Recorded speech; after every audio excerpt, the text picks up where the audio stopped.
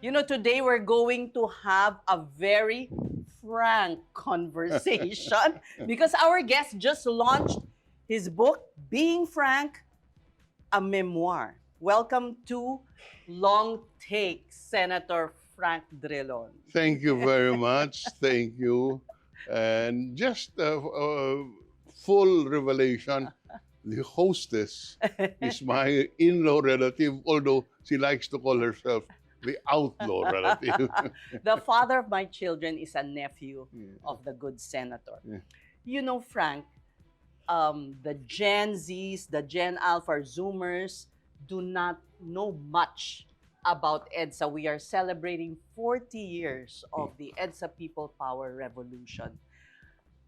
Pakikwento nga sa mga kabataan, ano ba ang significance ng ginugunita natin ngayong buwan ng Pebrero?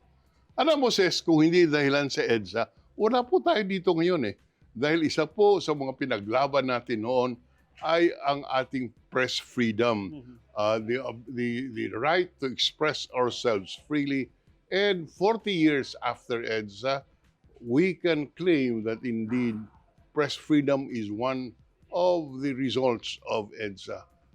Of course, there are other important events or effects.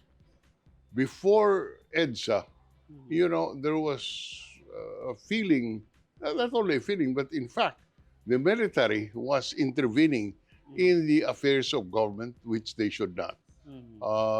That's why there were military uprisings. They thought that they are the better governors. With EDSA, and over the next 40 years, the military has maintained their ability to stay on the sidelines and indeed perform their roles properly. General Bronner is a general who adheres to the constitutional principle of separation of the military and the civilian sectors of government. So this is one of the effects of EDSA. But of course, in EDSA says, if you look back, it was because of impunity that the people went to the street when they couldn't find a remedy in the constitutional and legal processes, human rights violations. Then, and today, they are back. I mean, sad to say, Yes. So hindi ba tayo natututo? parang hindi na tayo totoo. The society then condemned the father of the present president that we have, for FM or Ferdinand Marcos, was charged with having killed something like 3,000 human rights victims.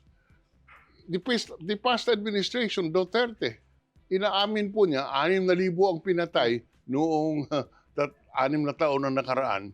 And According to police records. according to Pero, admitted, 6,000 in 6 years, as against Ferdinand Marcos Sr., 3,000 in 20 years. Every death is condemnable, but let us put it in the context of where we are today. One of the failures probably is the impunity that prevails. And not only in the case of human rights, but also in the case of corruption. We went to the streets in 40 years ago on EDSA because of what we perceived as corrupt practices. Today, you see corruption continues. So there is impunity, and that is where I see the failure of the spirit of EDSA that we fought, what we all fought for 40 years ago. so how do we take back that power? Tama ba? How do the people now... Well, there is the Trillion Peso March, and it's on its third edition. So, how do... in your book, Frank, you say that governance is messy, di ba? But we must be patient. We must continue, respect the process, respect the democratic institutions, and uh, You know, okay, you, says there is mhm, always the temptation to cut corners mhm, mhm, because people are naturally impatient. mhm, But in my view, the stability of the rule of law requires patience. Of course, we have to constantly look at our system and see where we can review, where we can improve, and therefore respond to the needs of the people. But we have to be patient because otherwise you'll be on the streets every other year. mhm, We have had uh, uh, one episode of people power after EDSA, but otherwise we have changed government through a peaceful election, mhm. and this is one of the lessons we have learned then. I was executive secretary of President Cory, and a principal mandate that I had personally was to make sure that there was a peaceful transition of power from President Cory to President Mm. Ramos. So these are the things which we have learned, and we have to be patient as a people. Otherwise, you'll have the But we have short memories. well, yes, it's not easy to govern the country. Mm. It's not easy to govern. We we have learned that democracy is a difficult process. Mhm. It has its own warts, but we must. I continue to believe that this is the best system of government that we can have. Let me ask you, if you were executive secretary, mangyayari ba ang nangyari uh, na sa budget, for instance? Very, you know. Let me answer Ano that. ang pagkukulang ni Bersamin, Lucas Bersamin? He had to resign, pero where's the accountability? That's correct. Mm. uh, you know, if I can claim little successes Mm. in my tenure as a public servant, it is the principle na kailangan tutukan mo. Mm. You must be on top of the Mm. situation because, you know, there are how many? 2 million bureaucrats? Did you comb over the budget when you were with President Cory as executive secretary?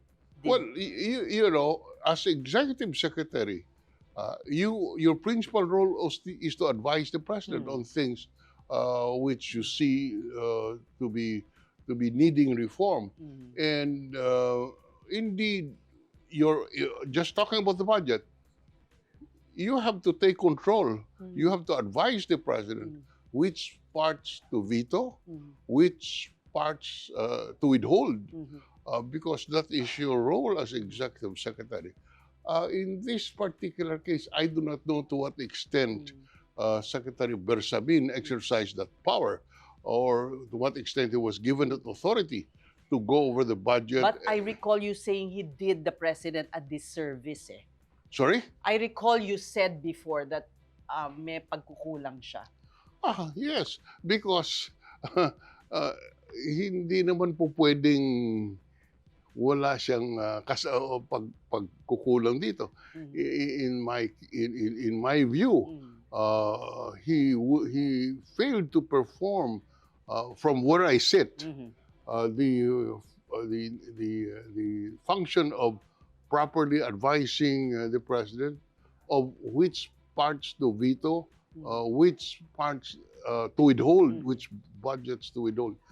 Here, the Congress mangled the budget of the economic managers, and that is not Iba na correct. yung NEP, hindi na yung binigay nila, di ba? That's correct. You know, the power to amend pertains to Congress, but in a political setting, well, the executive secretary should actively take the lead role and put the politicians in place, because politicians will be politicians not only in the Philippines but anywhere else. They would try to please their constituents, but to what extent that pleasing the constituents would prejudice national welfare is something that you are obligated as executive secretary to look after in behalf of the president. And dito nagkulang sila. There are enough mechanisms. There is the Presidential Legislative Liaison Office. They should have utilized this agency strongly and supported the cabinet members and resist what the Congress was doing then. And it or happened did. for 2 years. It happened for 2 years. And this is where I lay the blame on the office of the president, because they failed to monitor closely what was happening. So until it was too late, assuming that they were not part of it. Exactly. It could be that. It could be that. But we have we're not saying that, but that is in the realm of possibilities. Okay. If you were Justice Secretary, today? You held that position twice, no? Once. Once only.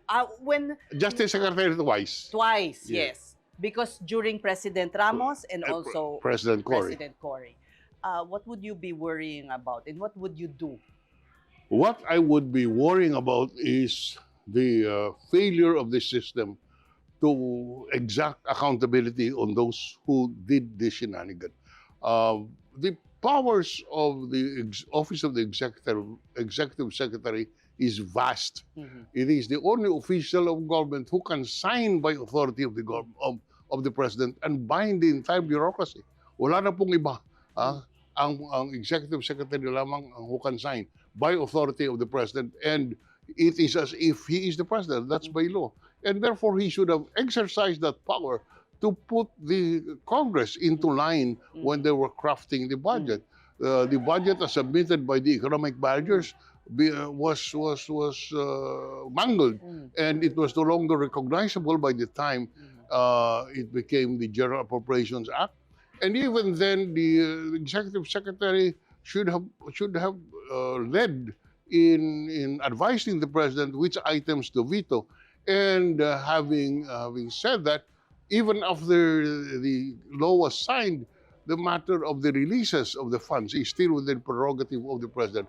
And here we saw that really the releases were so anomalous that it could not have happened if the executive secretary exercised leadership.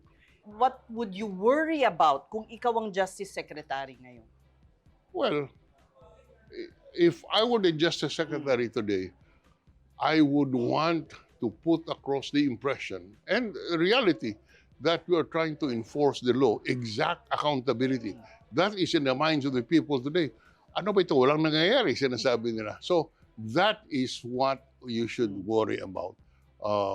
That the people should believe that our system is working. When I was just a secretary, I made sure that the prominent prosecutions of the criminals are Made known, Are takes the moving lead, so that I was able to show that even if you are a prominent person, you can be sent to jail if you do not follow the law. The same thing today.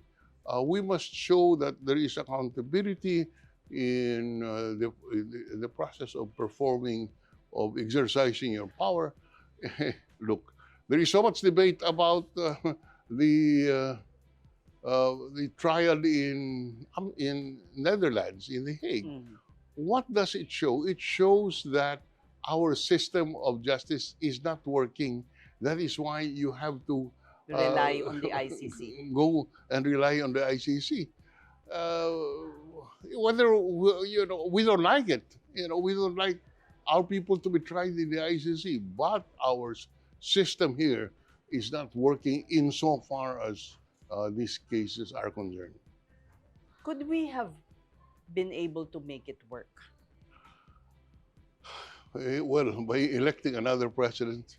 You know, uh, Because uh, they were the Dutertes and the Marcoses were allies when not they came to only, power. well, yes, that one, but also uh, the election of somebody whose record of killing in Davao is something that was of public knowledge, and yet he was elected by the people, because of for some other for their own reasons. Mhm. So that is where Mhm. I am disappointed with our electorate. Mhm. That's where we come to, you know, 40 years after EDSA, we are our institutions strong, or does personal politics hold sway? Our institutions to exact accountability is weak. I must say that. Uh, you know, the office of the ombudsman needs to be strengthened. That is why we had so much debate about the ICI when when Yeah. in fact it is they were not authorized to file cases in the ombudsman. But why was that? Why was that an issue? Because the ombudsman, as an institution of democracy to exact accountability, was not up to par. Mhm. You have the COA, which is not up to par. So these are the institutions of democracy which must work in order that we continue to believe that democracy is our way of life, as we have done so when we changed governments 40 years ago. But when did the decline happen? Oh, it's over the years, I must say. You know, it started with EDSA DOS, when again uh, there was a failure of the system of accountability when the second envelope was not open, and therefore people felt that impeachment as an institution of democracy designed to exact accountability was not working. So they went to the streets. Mm. Uh, so, you know, So oh, how do we keep the faith well, we must be kung conscious. 40 years Yeah, well, ago says, we were hopeful, and then it's an yes, unfinished revolution, di yes, ba? we must, to our mind, make sure that we elect the right leaders. That's where it starts. That we elect the right leaders. But again, when institutions are weak, that's when personality, the cult of personality becomes attractive Yes. to voters. Like Yeah. President Duterte has a cult following. Yes, Admit it, di yes, ba? yes. But Sino I pa? agree with you. Maybe Robin Padilla. Eh, but what's our choice? You have to. We should not give up. We should continue to educate our people to elect the correct leaders. Mhm. You cannot legislate morality. Yeah, but how? Okay. Yeah, Anyway, yeah. your book Mm. here opens with that bombing of your house, because you were in the center of the tumultuous period when there were threats to Mhm. the Cory administration. Mm. Yes, because we fought on the legal front in order to strengthen the faith of our people in the rule of law. That we would like to enforce the rule of law as a to govern the conduct of of people in a civil society.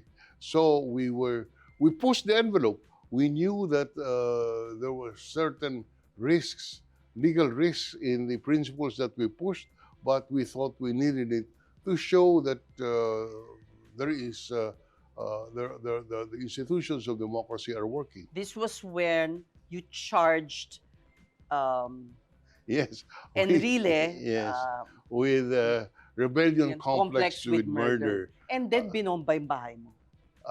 Binomba yung bahay ko. Where were you? I'm sorry? You were in the house. I was in the house. It was 4 o'clock in the morning, but it was so powerful that the driftwoods, orchid driftwoods from the other house that I had in my yard, moved to the other house. The chandeliers of the house of the late Congressman Roman fell on the ground. So it was very powerful. Your neighbor. My neighbor. But that's part of history. But one significant thing there is that we never had a case. We were never able to move the investigative bodies to be able to charge those who are responsible. But that's part of history now. You know, I take that as part of our experience. It was a very painful process, but we take it as part of our growing up. Again, Yeah. as I Sa mga hindi nakakakilala sa'yo, Frank, kasi you started how many, almost 4 decades ago in Yes. government service. And the Gen Zs, the Gen Alphas, hindi ka nakilala. So, hence this book. What lesson from your experience in governance would you like to give to the younger generation? Governance is complicated.